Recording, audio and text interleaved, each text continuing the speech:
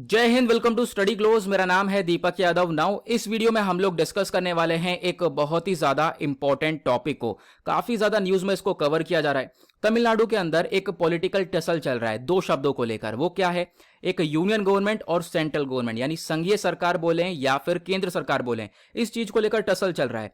तो अभी यहां पर तमिलनाडु की जो स्टालिन सरकार है उन्होंने डिसाइड किया है कि वो लोग इस्तेमाल करेंगे ये शब्द, यानी कि यूनियन गवर्नमेंट का इस्तेमाल करेंगे इंस्टेड ऑफ सेंट्रल गवर्नमेंट। तो इसके बारे में हम लोग चर्चा करेंगे इस वीडियो में। क्या है ये यूनियन गवर्नमेंट, क्या है सेंट्रल गवर्नमेंट, इन दोनों के बीच में क्या अंतर है, काफी अच्छे से हम लोग डिस्कस करने वाले हैं। और ये टॉपिक आपके एग्जाम के लिए भी बहुत ज्यादा इंपॉर्टेंट है। कैसे? तो फिर यहां पर आप लोग देख पाओगे जीएस पेपर 2 के अंदर आपके बहुत सारे टॉपिक्स देखने को मिलेंगे, लेकिन उसमें से कुछ टॉपिक ये भी है जैसे कि फेडरलिज्म हो गया और सेपरेशन ऑफ पावर हो गया। तो यहां से आप लोग इस टॉपिक को रिलेट कर सकते हो। इस टॉपिक को बहुत ध्यान से सुनना है, पूरे वीडियो को अच्छे से देखना है, और फिर उसके बाद इसी के रिगार्डिंग एक मेंस का क्वेश्चन भी तैयार हो जाता है। अगर आप लोगों ने वीडियो को अच्छे से सुन लिया है देन उसके बाद आप लोग इस क्वेश्चन का जो है आंसर लिखने की कोशिश करना। क्वेश्चन क्या बोलता है? जो ये टर्म है यूनियन गवर्नमेंट, इसका एक यूनिफाइंग इफेक्ट है। अब इस स्टेटमेंट के रिगार्डिंग आपको एनालाइज करना है कि एग्जैक्ट डिफरेंस क्या है यूनियन गवर्नमेंट और सेंट्रल गवर्नमेंट के बीच में, यानी संघीय सरकार और केंद्र सरकार के बीच में क्या अंतर है, ये आप लोगों को अच्छे से डिफाइन करना है, इसको लिखना है। ओके, आगे हम लोग इसको डिस्कस करेंगे, अच्छे से कवर करने की कोशिश करने वाले हैं। लेकिन फर्दर डिस्कशन से पहले स्टडी क्लोज का एक और यूट्यूब चैनल है वनडे एग्जाम्स के लिए, लिंक नीचे डिस्क्रिप्शन बॉक्स में है, जाकर उसको सब्सक्राइब कर लेना। साथ ही साथ गूगल प्ले स्टोर पर जाओ और स्टडी क्लोज लर्निंग ऐप को डाउनलोड कर सकते हो और वहां पर यूपीएससी कोर्स को अवेल कर सकते हो बहुत ही ज्यादा मिनिमम प्राइसेस के अंदर। आगे बढ़ने से पहले एक चीज और, अगर आप लोगों को कोई भी प्रॉब्लम्स होती है तो जाकर मुझको फॉलो कर लेना दीपक यादव एजुकेशन पर, और वहां पर अपनी क्वेरीज मुझसे आप पूछ सकते हो। सबसे पहले आपको देखना यह है हमारा जो संविधान है उसका आर्टिकल 1 क्लॉज 1 क्या बोलता है। तो हमारे संविधान का आर्टिकल 1 क्लॉज 1 ये बोलता है कि इंडिया, दैट इज भारत, वो यूनियन ऑफ स्टेट है। अब ये यूनियन ऑफ स्टेट, इसका मतलब क्या है आगे हम लोग डिस्कस करेंगे। अभी के लिए यहां पर इस स्लाइड को साइड में रखो, आगे हम लोग समझेंगे, तब आपको धीरे धीरे ये चीजें समझ में आने वाली है। डॉक्टर बी आर अम्बेडकर साहब, जैसे जैसे हमारा संविधान डिजाइन किया गया इनके द्वारा, बहुत ही ब्यूटीफुली जो है डिजाइन किया गया है। क्या क्या चीजें हैं आपको मालूम होगा अगर आप लोगों ने पॉलिटी पढ़ी है, चाहे वो लक्ष्मीकांत की हो, डीडी बासु की हो, दोनों ही बहुत इंपॉर्टेंट एग्जाम के पर्सपेक्टिव से। खासकर लक्ष्मीकांत को तो बाइबल बोला जाता है यूपीएससी के पॉइंट ऑफ व्यू से, तो पढ़नी जरूर है आपको अगर आप लोग प्रिपरेशन कर रहे हो उसकी। ठीक है, तो यहाँ पे हम लोग बात करने वाले हैं जो यहाँ पे संविधान पूरी तरह से डिजाइन किया गया। बी आर अम्बेडकर साहब ने बहुत ही बेहतरीन रोल प्ले किया है। अब क्या हुआ, जो ड्राफ्टिंग कॉन्स्टिट्यूशन था 1948 का, जब इसको सबमिट किया जा रहा था, 1948 का ये ड्राफ्टिंग कॉन्स्टिट्यूशन था, तो तभी इसको सबमिट किया जा रहा था। तो डॉक्टर बी आर अम्बेडकर साहब उस समय चेयरमैन थे इस ड्राफ्टिंग कॉन्स्टिट्यूशन के, आपको ध्यान रखना है। अब क्या हुआ, जब ये पूरा का पूरा संविधान तैयार किया जा रहा था उस समय, तो हमने उस पूरे संविधान के अंदर, पूरे कॉन्स्टिट्यूशन में यूनियन वर्ड का ही इस्तेमाल किया है, मतलब सेंट्रल गवर्नमेंट का कहीं भी इस्तेमाल नहीं किया गया। और लेकिन आज के टाइम पे क्या होता है, हम लोग सरकार को सेंट्रल गवर्नमेंट ही बोलते हैं, बट पूरे संविधान में आप लोग छान मारोगे लेकिन सेंटर या सेंट्रल वर्ड का इस्तेमाल नहीं हुआ है। वहां पे सिर्फ और सिर्फ यूनियन गवर्नमेंट का इस्तेमाल हुआ है। वो क्यों, आगे हम लोग समझेंगे थोड़ा सा और डिटेल में। अब यहाँ पे आपको देखना यह है कॉन्स्टिट्यूएंट असेंबली, ये वर्ड आपने बहुत सुना होगा। ठीक है, जब हमारा संविधान तैयार कर रही थी पूरी की पूरी कॉन्स्टिट्यूएंट असेंबली, इसके मेंबर्स ने यहां पर सेंटर और सेंट्रल गवर्नमेंट का कहीं से कहीं तक इस्तेमाल नहीं किया गया है, क्योंकि यहां पर इनका कहना यह था सेंटर का मतलब सेंट्रलाइजिंग ऑफ पावर्स को डिफाइन करता है, मतलब कि सारी पावर एक के हाथ में हो, इन चीजों को डिफाइन करता है। इस वजह से सेंटर या फिर सेंट्रल गवर्नमेंट का इस्तेमाल नहीं किया गया था हमारे कॉन्स्टिट्यूएंट असेंबली के द्वारा, ये बोला गया है। लेकिन आज के टाइम पे क्या होता है, आप लोग देख पा रहे होंगे सबसे ज्यादा किसका इस्तेमाल किया जाता है, सेंट्रल गवर्नमेंट ही बोला जाता है या फिर केंद्र सरकार ही बोला जाता है। तो उसी चीज को लेकर जो तमिलनाडु गवर्नमेंट है, जो स्टालिन सरकार है वहां की, उनका कहना यह है कि हम लोग सेंट्रल गवर्नमेंट का इस्तेमाल नहीं करेंगे, हम लोग इस्तेमाल करने वाले हैं यूनियन गवर्नमेंट का, क्योंकि यहां पर सेंट्रल गवर्नमेंट का हमारे संविधान के अंदर ही कहीं से कहीं तक ये वर्ड मेंशन ही नहीं है। हमारे संविधान में 395 आर्टिकल्स हैं, 395 अनुच्छेद आपको देखने को मिलेंगे, 22 पार्ट्स हैं, 8 शेड्यूल्स हैं इस पूरे ओरिजिनल कॉन्स्टिट्यूशन में। और आपको यही सब चीजें अगर आप गो थ्रू करते हो अच्छे से, तो भी आप लोग यहाँ पर सेंट्रल और सेंट्रल गवर्नमेंट को फाइंड आउट नहीं कर पाओगे, क्योंकि इसका इस्तेमाल ही नहीं हुआ है। ओके, अब यहां पे बात करते हैं एग्जैक्ट डिफरेंस क्या है यूनियन और सेंट्रल गवर्नमेंट के बीच में। तो देखो, जो एक कॉन्स्टिट्यूशनल एक्सपर्ट हैं सुभाष कश्यप जी, इनके अकॉर्डिंग अगर हम लोग बात करें, जो ये वर्ड है ना सेंटर, ये एक चीज को इंडिकेट करता है, वो करता है मिडिल ऑफ अ सर्कल, यानी कोई सर्कल है, कोई गोला है, उसके मिड पॉइंट को डिफाइन करता है सेंटर, मतलब कि सारी पावर्स एक के हाथ में हो, दैट इज कॉल्ड यहां पर सेंटर। ऐसी चीज यहां पे बोली गई। जबकि हम लोग बात करें यूनियन की, तो यूनियन डिफाइन करता है होल सर्किल को, मतलब सभी चीज से मिलकर बना हो, यूनियन। तो ये यूनियन को ये चीज डिफाइन करता है।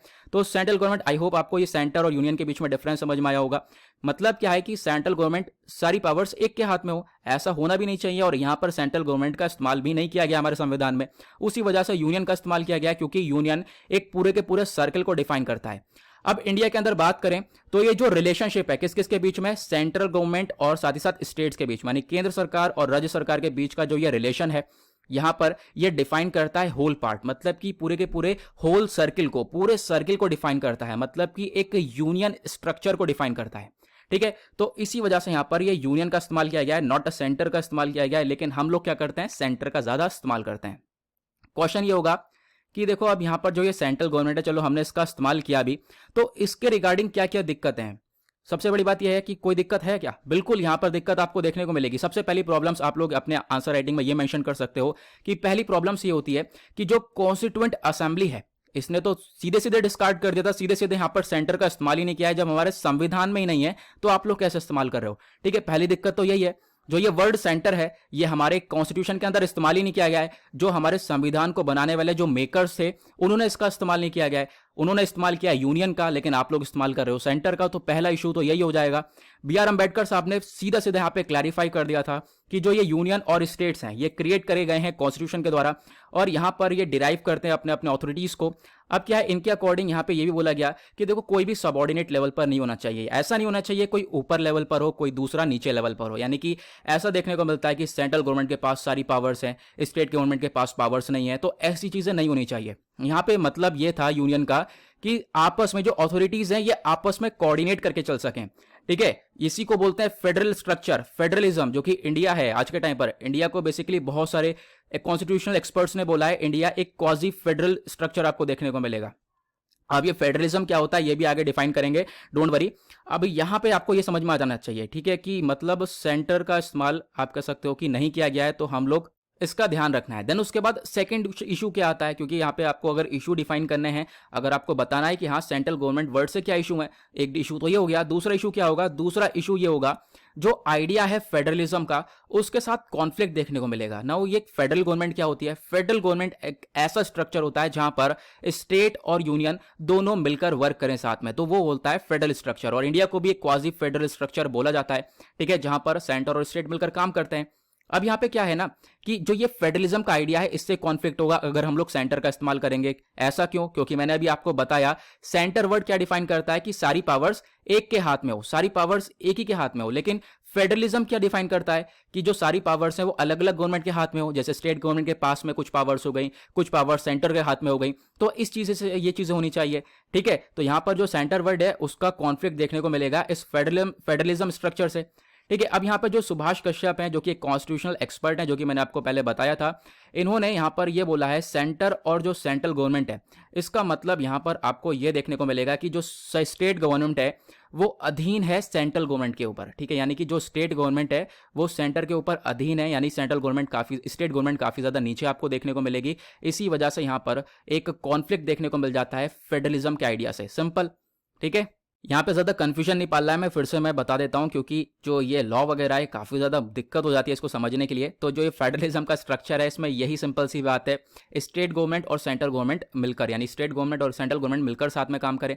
लेकिन ऐसा यहाँ पे सेंटर वर्ड डिफाइन नहीं करता है। ओके, अब क्या है थर्ड इशू, यानी तीसरी दिक्कत क्या होगी, कॉलोनियल लेगेसी की यहाँ पर तीसरी दिक्कत देखने को मिल जाएगी। मतलब कि जो सेंटर वर्ड है ये कॉलोनियल पीरियड में इस्तेमाल किया जाता था, देन उसके बाद से यहाँ पर तभी के टाइम पे सेंट्रल लॉ, सेंट्रल लेजिस्लेचर, ये सारी चीजें इस्तेमाल करी जाती थी, और तभी से ही हम लोगों ने भी इसका इस्तेमाल करना चालू कर दिया है। यानी एक कॉलोनियल लेगेसी भी आपको इसके अंदर देखने को मिल जाएगी। ओके, एक बार मैं आपको सीधा सीधा यहाँ पे बता देता हूँ कि एक और इशू क्या क्या है यहाँ पर, कि सेंट्रल गवर्नमेंट का जो ये टर्म है इसके रिगार्डिंग इशू ये है, जो पहली बात कॉन्स्टिट्यूएंट असेंबली है इसने डिस्कार्ड कर दिया था, इसने सेंटर का इस्तेमाल नहीं किया, हमारे संविधान में सेंटर का इस्तेमाल नहीं किया गया है, तो हम लोग क्यों करें, हम लोग को भी यूनियन का इस्तेमाल करना चाहिए। दूसरा यहाँ पे इशू यही है जो फेडरलिज्म है, यानी कि जो स्टेट और सेंटर गवर्नमेंट मिलकर काम करती है वो वाले स्ट्रक्चर से, यानी इस फेडरलिज्म के कॉन्सेप्ट के साथ दिक्कत पैदा हो जाती है अगर हम लोग सेंटर का इस्तेमाल करते हैं तो। ठीक है, इस वर्ड का इस्तेमाल करते हैं। तीसरा इशू यहाँ पे कॉलोनियल लेगेसी देखने को मिलेगा।